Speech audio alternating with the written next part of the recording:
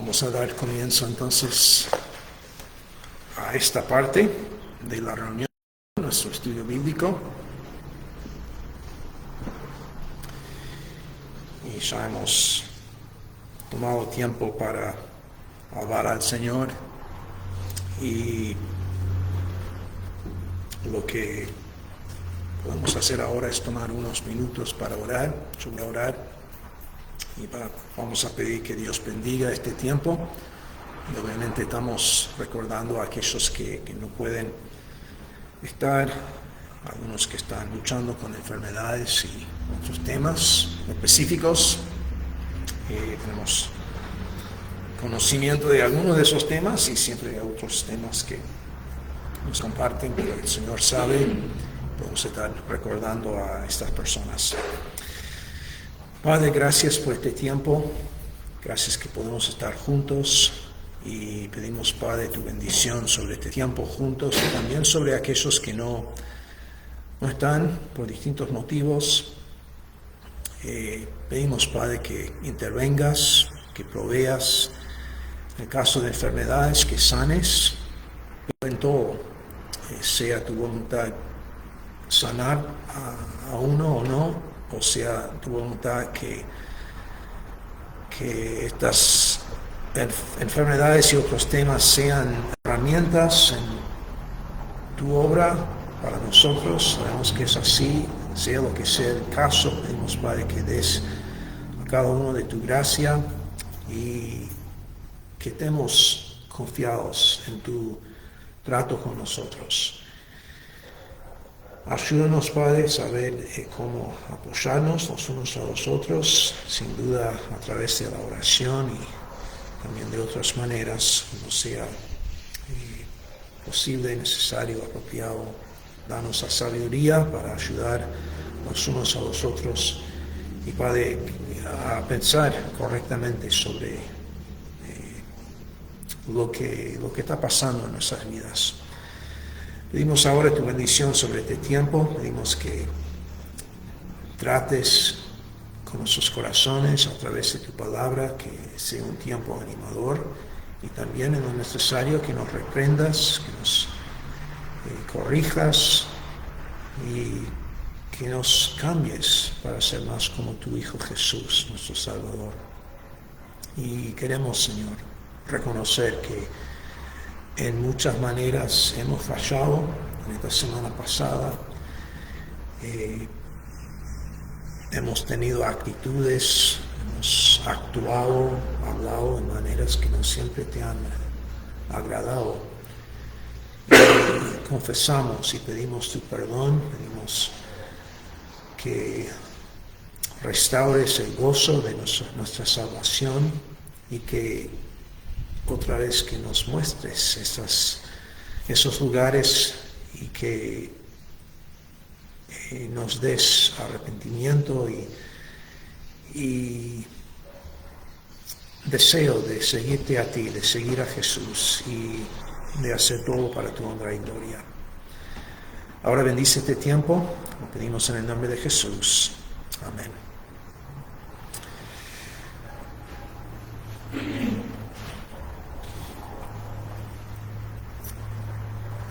Cuando yo estaba estudiando en la universidad, había un predicador que solía predicar en las capillas, las reuniones de capillas. Era uno de los regulares, podemos decir, y parecía que casi siempre predicaba del Antiguo Testamento, como que era su enfoque. Y casi seguro cuando se paraba a fulano, ya se sabía que iba a decir: abren sus Biblias a tal libro del Antiguo Testamento. Y comienzo así para preguntarnos qué pensamos cuando escuchamos: abran sus Biblias a tal libro del Antiguo Testamento. Si ya hay una reacción positiva, negativa. Creo que para muchos nos parece más difícil entender la conexión entre el Antiguo Testamento y nuestras vidas. Afirmamos correctamente que son 66 libros de la Biblia, que el Antiguo Testamento es inspirado y que es parte de nuestra regla, la norma de fe y práctica, y es correcto que lo digamos, pero en lo práctico, me pregunto a mí, si abro la Biblia y no tengo un plan, ¿cuál es mi tendencia? ¿Ir al Nuevo Testamento o al Antiguo Testamento? O si escucho, abran sus Biblias a tal libro del Antiguo Testamento, ¿cuál es mi reacción? Bueno, en parte estas reacciones, no digo que nosotros reaccionemos mal al pensar en el Antiguo Testamento, pero algunos sí.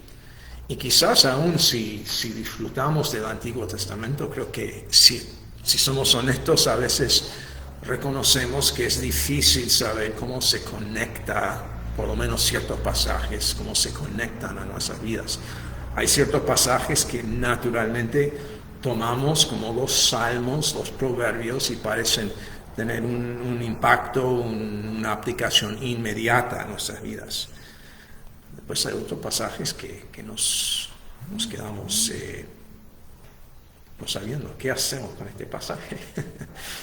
Y en parte con razón, porque cuando aprendemos a leer la Biblia, aprendemos a interpretar la Biblia, uno de los principios básicos es que debemos tomar en cuenta los lectores originales, la situación original, el autor original, qué estaba diciendo a ellos en ese momento, en ese contexto.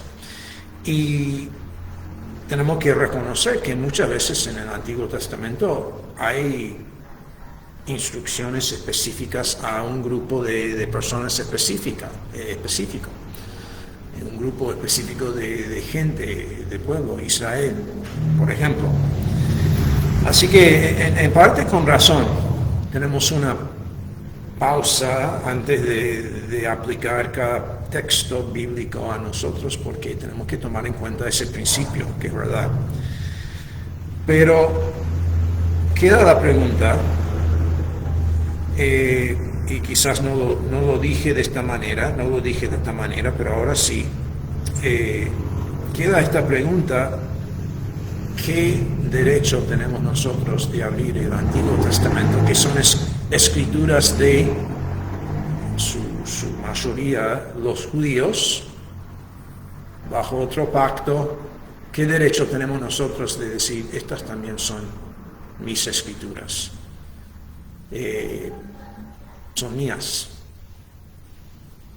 ¿Qué derecho tenemos o debemos acercarnos al Antiguo Testamento con esa confianza de que también son mías estas escrituras?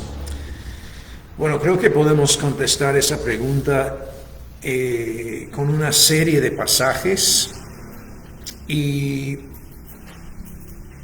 serán seis pasajes, y creo que llegaremos a por lo menos un comienzo a contestar esta pregunta.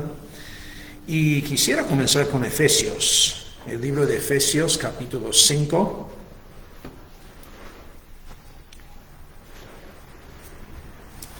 Efesios 5, la pregunta es: ¿debemos acercarnos al Antiguo Testamento como que fuera nuestro? Vamos a hacerlo de esta manera práctica.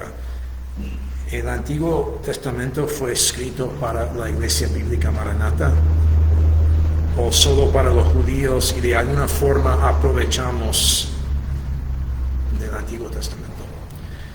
Estuve hablando con es familiar básicamente de todos nosotros, de alguna otra manera está conectado, y él dijo algo como que había dicho, ¿qué dijo? Que los protestantes robaron la Biblia de los católicos, como los católicos o la Iglesia cristiana había robado el Antiguo Testamento de los judíos. No es así. Sabemos que no es así, pero ¿cómo sabemos bíblicamente que el Antiguo Testamento es nuestro?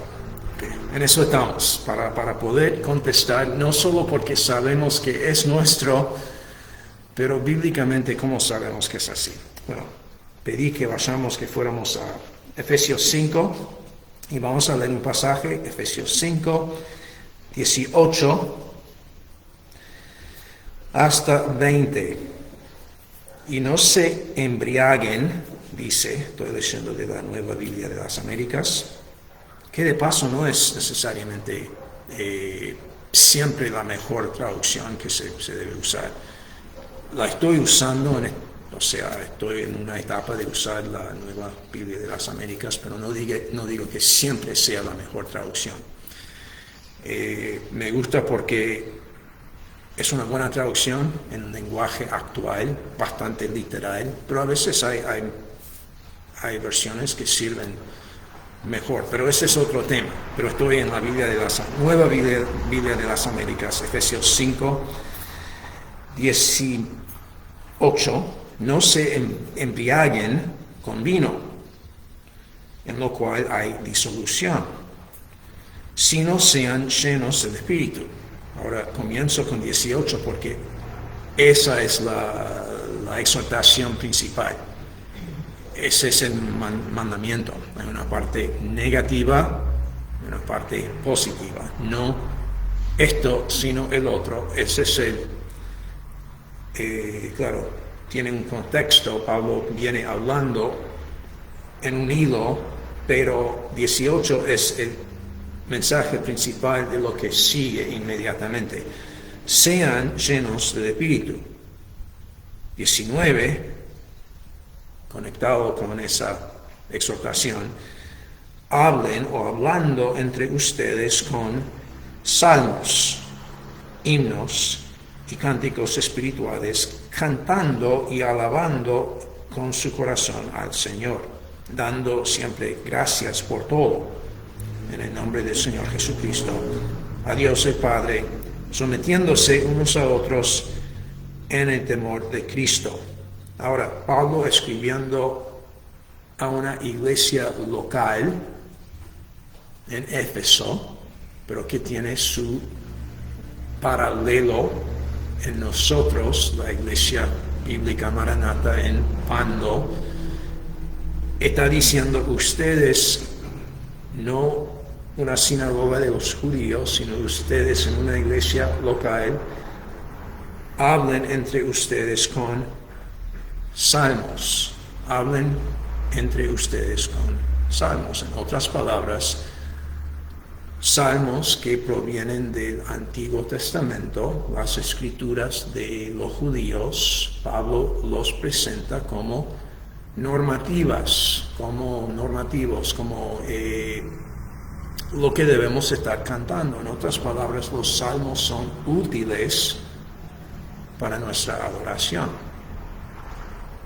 ¿Okay? Los salmos del Antiguo Testamento son útiles para nuestra adoración en una iglesia local. 2 Timoteo 3. 2 Timoteo 3.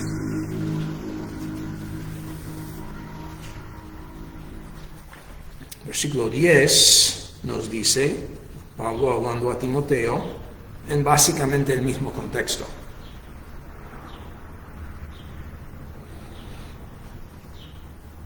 Pero tú, Timoteo, tú has seguido mi enseñanza, mi conducta, etc. Versículo 14. Tú, sin embargo, persiste en las cosas que has aprendido y de las cuales te convenciste. Ahora ya ha dicho, tú has seguido mi enseñanza. Podríamos decir, bueno, en el Nuevo Testamento, lo que Pablo, como apóstol, representante de Jesús, ha enseñado, dice a Timoteo: sígueme a mí. Pero también, 14, tú persiste en las cosas que has aprendido y de las cuales te convenciste, y ahora va a hablar del Antiguo Testamento, sabiendo de quiénes las has aprendido. Desde la niñez has sabido las Sagradas Escrituras, las cuales te pueden dar la sabiduría que lleva a la salvación mediante la fe en Cristo Jesús. Ahora, Pablo está en el acto de escribir el Nuevo Testamento. O sea, no está todavía el Nuevo Testamento como un cuerpo de escritura. Cuando dice las Sagradas Escrituras, que tú las has conocido, has sabido desde la niñez, Pablo se refiere al Antiguo Testamento. Y dice, 14, persiste en el Antiguo Testamento. Y además, 16, dice, toda Escritura, hablando de las mismas principalmente, toda Escritura es inspirada por Dios y útil. ¿Útil para qué? Para enseñar, para reprender, para corregir, para instruir en justicia, a fin de que el hombre de Dios sea perfecto, equipado para toda buena obra. En otras palabras, Pablo, hablando a un líder en una iglesia local, dice: esas escrituras judías son útiles para ti y para tu gente, tu pueblo. Así que, contestando la pregunta, ¿qué derecho tenemos de abrir el Antiguo Testamento y decir, este es nuestro? Primeramente notamos dos pasajes que dicen que el Antiguo Testamento es útil para nosotros. Es útil para nuestra adoración, Efesios 5, es útil para enseñarnos, para corregirnos, para reprendernos, podemos decirlo así. El Antiguo Testamento es útil para la Iglesia Bíblica Maranata, para que enseñarnos, para corregirnos, etc. Pero es una cosa decir que el Antiguo Testamento es útil para nosotros, es otra cosa decir el Antiguo Testamento fue escrito para nosotros. Entendemos la diferencia, ¿no? Nos estamos mudando de a poco, siguen los trabajos, y vamos a imaginarnos, suponer que en el proceso de hacer las reformas abrimos algo y ahí escondido en un rincón encontramos una carta antigua de los años 50, ponele, que por las dudas fue antes de que yo nací. Encontramos esta carta y nos damos cuenta que, si bien es muy vieja, se puede leer, es una carta personal de una abuela a su nieto. Y ahí está escribiendo como la abuela le ama, le está dando consejos, instruyéndole ideas para la vida. Y yo leo esa carta y pienso, qué interesante. Es un pedazo de historia escrita a otra persona, pero mira, incluso los consejos me parecen sabios. Hay mucho que yo puedo aprender de esta carta que encontré escrita hace muchas décadas atrás para una persona, ni sé quién era, pero la encuentro útil. O sea, esa es una cosa, esa es una situación. Es decir, esta carta que encontré me es útil, me es interesante para la historia, también me es útil porque da buenos consejos que yo puedo aplicar a mi vida. Es otra cosa decir que esa carta fue escrita para mí. O sea, que esa abuela tenía en mente a Juan Marcos como el lector principal, o por lo menos uno de los lectores. Entendemos la diferencia. El Antiguo Testamento es útil para nosotros, pero hay más. Lo dejamos así, está bien, que es para otra persona, pero lo encuentro útil. Bueno, creo que hay más que podemos notar. Todo el Antiguo Testamento es útil para enseñarnos, como dijimos, como vimos en 2 Timoteo, para reprender, para corregir, para instruir en justicia. Así que podemos usarlo con confianza. Pero si seguimos viendo lo que el Nuevo Testamento dice sobre el Antiguo, creo que vamos a ver más. Primera de Pedro,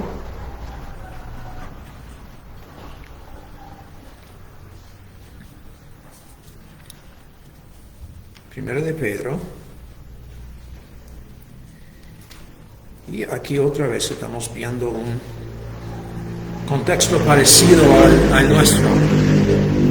Pedro está escribiendo a creyentes en Jesús. Incluso yo diría, y para comprobar esto tendremos que ver algunos pasajes dentro del libro, así que este libro cuenta como uno de los pasajes que dije. Okay, vamos a ver varios pasajes en 1 de Pedro, pero no, ese es uno de los pasajes entre los 6 que prometí, así que no se me vayan todavía. 1 de Pedro, ¿a quién fue escrito? Hablando de cartas encontradas, aquí encontramos una carta escrita ¿para quién o para quiénes?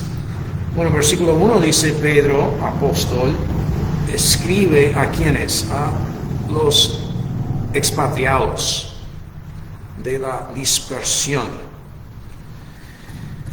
elegidos según el previo conocimiento de Dios Padre.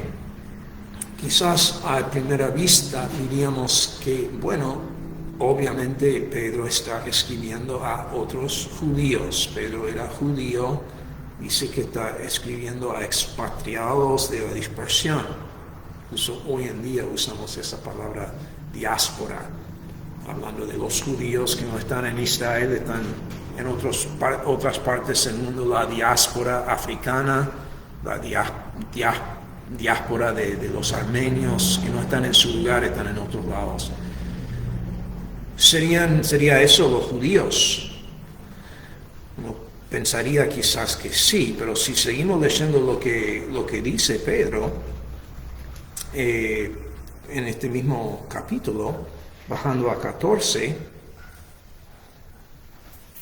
vemos como hijos obedientes no se conformen a los deseos que antes tenían en su ignorancia, sino que así como aquel que los llamó es santo, así también sean ustedes santos en toda su manera de vivir. Okay. Sean quienes sean estos lectores, Pedro les dijo de ellos que antes estaban en ignorancia. Antes estaban en ignorancia. Capítulo 2, versículo 9. Ustedes son linaje escogido, real sacerdocio, nación santa, pueblo adquirido para posesión de Dios, a fin de que anuncien las virtudes de aquel que los llamó de las tinieblas a su luz admirable. Ahora, al leer ese versículo, quizás pensaríamos, bueno, está hablando de judíos, una nación santa, pueblo peculiar para Dios, son los judíos. Pero si seguimos leyendo, versículo 10, ustedes en otro tiempo no eran pueblo, pero ahora son el pueblo de Dios. No habían recibido misericordia, pero ahora han recibido misericordia. Capítulo 4.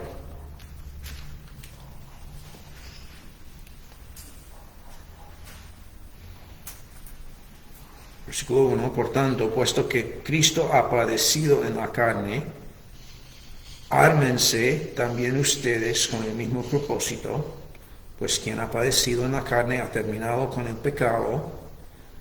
No vamos a examinar lo que significa eso, pero seguimos para vivir el tiempo que le queda en la carne, ya no para las pasiones humanas, sino para la voluntad de Dios, porque el tiempo ya pasado les es suficiente para haber hecho lo que agrada a los gentiles, habiendo andado en sensualidad, lujurias, borracheras, orgías, embriagueces y abominables idolatrías. Y en todo esto se sorprenden de que ustedes no corren con ellos en el mismo desenfreno de disolución y los insultan.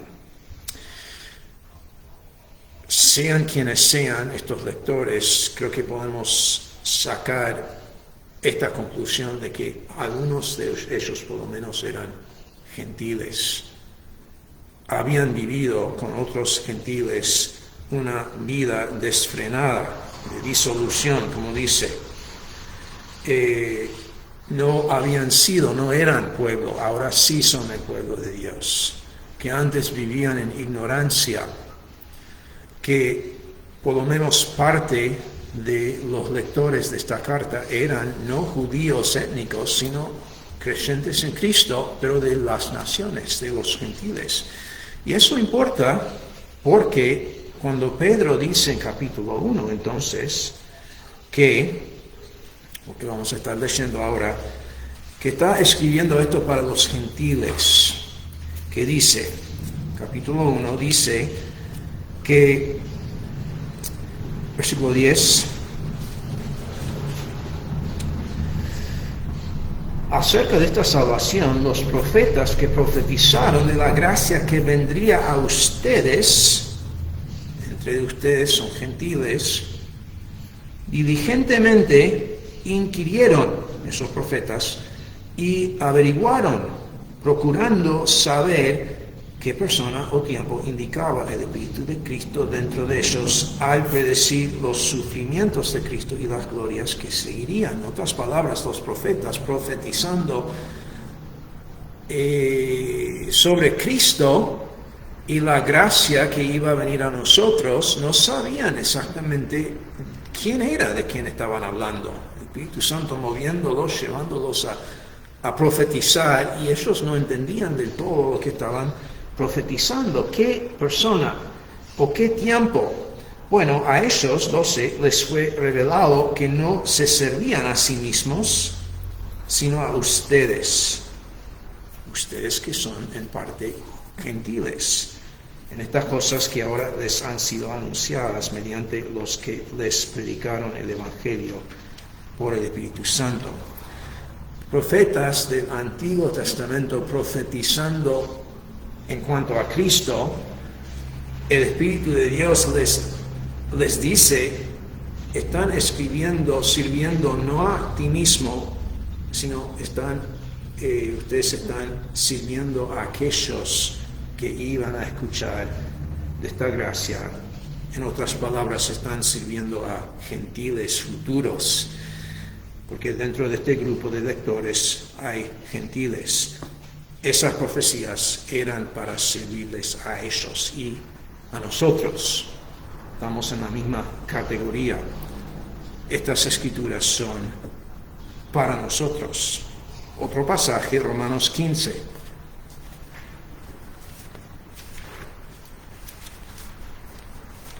Romanos 15. Mientras buscamos este cuarto pasaje, comento que quizás esto no es algo con que luchamos. Quizás no tenemos una lucha interior en cuanto al Antiguo Testamento. Pero hay algunos que sí, o sea, les cuesta. Y yo me acuerdo que a veces he pensado, ¿cómo sé que esto se me aplica a mí? ¿Cómo se me aplica a mí? Si no fue escrito para mí. ¿Cómo aplico esto que está en palabras que no entiendo bien? Y tenemos que estar seguros de que toda la Biblia es para nosotros.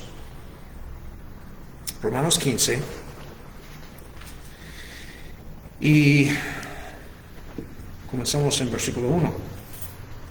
Así que nosotros, los que somos fuertes, debemos sobrellevar las flaquezas de los débiles y no agradarnos a nosotros mismos. Cada uno de nosotros agrade a su prójimo en lo que es bueno para su edificación. Pues ni aun Cristo se agradó a él mismo. Antes bien, como está escrito, los insultos de los que te injuriaban cayeron sobre mí. Citando del Antiguo Testamento. 4. Porque todo lo que fue escrito en tiempos pasados, ¿a qué se refiere eso? Todo lo que fue escrito en tiempos pasados. Citó del Antiguo Testamento. para nuestra enseñanza se escribió, a fin de que por medio de la paciencia y del consuelo de las Escrituras tengamos esperanza. Ok. Creo que podemos concluir, y habría otros pasajes que podríamos ver sin duda, pero podemos concluir de Efesios 5 y 2 Timoteo 3, que el Antiguo Testamento es útil para nosotros. Viendo varios pasajes en 1 de Pedro y ahora Romanos 15, que ese mismo Antiguo Testamento fue escrito para nosotros, no solo para los lectores originales, sino también para nosotros. Y es porque el Espíritu Santo es el autor, Dios es el autor. Tenía en mente, sí, aquellos lectores originales, pero también tenía en mente, si podemos decirlo así, del Espíritu Santo, que el Espíritu Santo estaba pensando en la Iglesia Bíblica Maranatha cuando profetizó David, Moisés, Isaías. El Antiguo Testamento fue escrito para nosotros. Ahora, tenemos que aclarar que es verdad que hay un contexto histórico y hay un antiguo pacto que fue hecho con Israel. Que algo ha cambiado, eso sin duda. Hoy nos llegamos con corderos para sacrificarlos en nuestro culto de adoración. Algo cambió. Gracias a Dios. Cristo cambió todo. Pero miren lo que dice Cristo en Mateo 5. Que no vino para, vamos a leer lo que dice. No vino para abolir el Antiguo Testamento. Mateo 5:17. No piensen que he venido para poner fin a la ley o los profetas. No he venido para poner fin, sino para cumplir. Parte de la respuesta es lo que dice Jesús aquí. Quedan esos mandamientos de sacrificio, otras leyes, muchas leyes. Quedan esas historias. Cristo dice, no vine para poner fin a esas escrituras, sino para cumplirlas. Siguen de alguna forma vigentes, pero ahora cumplidos. Y anticipamos que según lo que vemos en la Escritura, quedan profecías que Cristo va a cumplir. Pero en principio vino para cumplir el Antiguo Testamento.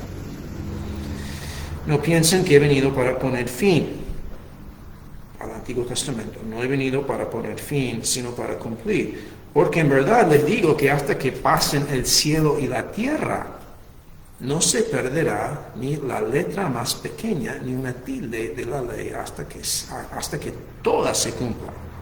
Cualquiera, pues, que anule uno solo de estos mandamientos, aun de los más pequeños, y así lo enseñe a otros, será llamado muy pequeño en el reino de los cielos. Pero cualquiera que los guarde y los enseñe, éste será llamado grande en el reino de los cielos. Porque les digo a ustedes que si su justicia no supera la de los escribas y fariseos, no entrarán en el reino de los cielos. Lo que quiero que veamos es que Jesús dijo, no vino para poner fin al Antiguo Testamento. Y aún el mandamiento más pequeño, de alguna forma, sigue vigente. Pero a la misma vez, Cristo vino para cumplir. Podemos ver en Mateo qué significa cumplir. Cumplió profecías. Mateo 1, 2, 3, 4. Vemos, todo esto pasó para que se cumpliese la profecía tal. Jesús vino para cumplir profecías. También en Mateo 4 dice que Él vino y cumplió con toda justicia. Él cumplió en su propia persona, sus acciones, sus pensamientos, todo lo que hizo y cumplió con los requisitos de la ley. También vemos en el mismo sermón en el monte que él explica el corazón de esos mandamientos. No es simplemente un tema de si has matado a alguien o no. Tiene que ver con el corazón. No tiene que ver simplemente si has cometido adulterio físicamente, sino es un tema del corazón. Así que Jesús nos muestra que es cumplir el Antiguo Testamento y Él lo hizo. Y también anticipa, nos dice que sigamos respetando el Antiguo Testamento como vigente. Ahora es todo un tema de saber cómo aplicar el Antiguo Testamento a nuestras vidas, pero sigo con el ejemplo del Cordero. Esos mandamientos en un sentido siguen vigentes, dice Jesús, pero en otro sentido ya son cumplidos en Él. Nos sacrificamos porque Él fue el sacrificio. Y sé que quedan quizás preguntas ahí en cuanto a cómo aplicar el Antiguo Testamento, pero el punto es que sigue vigente. A la misma vez es cumplido. Y lo que vemos ahí de Cristo en este quinto pasaje, lo que vemos de Cristo cumpliendo el Antiguo Testamento, sugiere la manera, o sea, sugiere cómo es que tenemos acceso al Antiguo Testamento. ¿Cómo es que es para nosotros si antes no éramos un pueblo, que no teníamos acceso? Y justo es eso lo que dice este sexto pasaje, y con esto terminamos. Efesios capítulo 2. El Antiguo Testamento es útil, incluso podemos decir que fue escrito para nosotros, sigue vigente, pero a la misma vez cumplido en Cristo. ¿Cómo es que tenemos este derecho?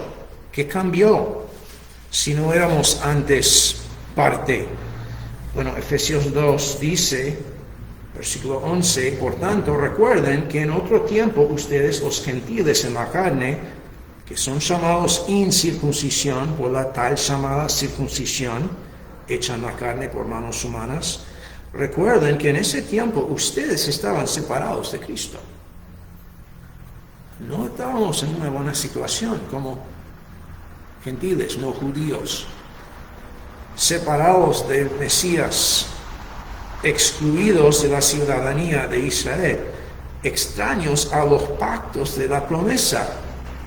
Yo diría, es todas esas escrituras que tenían que ver con esos pactos del Antiguo Testamento. Estábamos separados, extraños, excluidos, sin tener esperanza y sin Dios en el mundo. No implica que no era posible que un gentil sea salvo antes de Cristo. Los ejemplos, era posible. Pero como naciones, los gentiles son las naciones no judíos, estamos excluidos de una forma, porque Dios estaba tratando con Israel. Pero ahora, versículo 13, pero ahora, en Cristo Jesús, ustedes que en otro tiempo estaban lejos, han sido acercados por la sangre de Jesús, por la sangre de Cristo. Así que, ¿cómo es que tenemos acceso incluso al Antiguo Testamento? ¿Cómo pasó esto? En Cristo Jesús. Cuando estamos en Cristo, y esto es lo que los judíos precisan también. Pueden ser judíos étnicos, pueden ser judíos de carne, de sangre, pero si no están en Cristo Jesús, no son judíos verdaderos, podemos decir. Tampoco no tienen acceso a Dios. Es ahora en Cristo Jesús que nosotros y ellos que estaban lejos hemos sido acercados, y es por la sangre de Jesús. Sí que encontramos que esta carta que encontramos en esa casa antigua, escrita de alguna abuela a su nieto, encontramos que al final esta carta no es solo útil para nosotros, pero con un poco de investigación nos damos cuenta que ella, nuestro ejemplo, estaba escribiéndome a mí. Ella tenía a mí en mente. Y esta carta, si bien tiene su contexto histórico y algunos retos, algunas dificultades de interpretación, sin duda, pero podemos decir con confianza que se nos aplica a nosotros y es para nosotros. Y el Antiguo Testamento son nuestros. Y esto es importante, porque esta semana vamos a estar leyendo el Antiguo Testamento, nuestro tiempo con Dios, y que lo hagamos con confianza y con gozo, que ahora sí tenemos acceso en Cristo Jesús y por su gracia. Padre, gracias por el privilegio de tener acceso a ti a través de Cristo y a través de tus palabras escritas y guardadas y preservadas en el Nuevo y el Antiguo Testamentos. Pedimos, Padre, que aprovechemos, que valoremos, que regocijémonos en lo que tú nos has dado en estas Escrituras y que las pongamos en práctica. Podemos en el nombre de Jesús. Amén.